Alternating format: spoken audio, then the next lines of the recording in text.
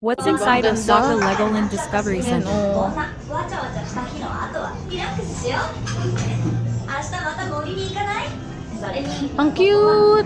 Oh, di ba? Wow! また今度。May cafe din, ah.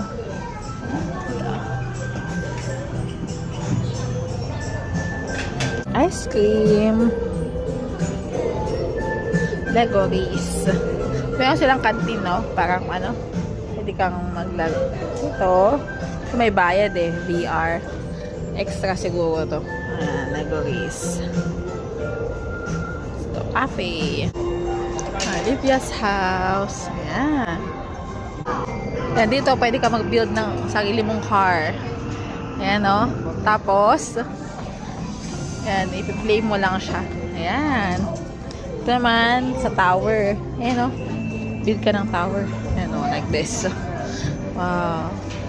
Kasi, dito, pwede ang playground. Ayan, no? Play area.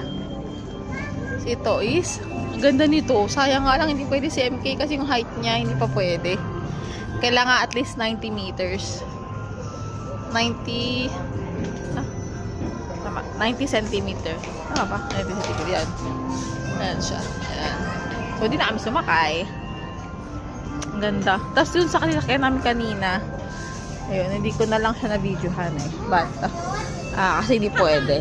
Mayroong siyang movie. Tapos yung isa naman is ride siya. Ayan siya, oh. Sayang hindi pwede si MK. Minimum height is 90 centimeter. Yung ginawa namin kanina, oh. Ayan, 4D cinema. Ayan, siya. Ito yung Kingdom Quest. Ayan, nag-play kami dito din kanina. Ito yung last spot. Stroller, tapos may mga laruan pa din doon. Ayan siya.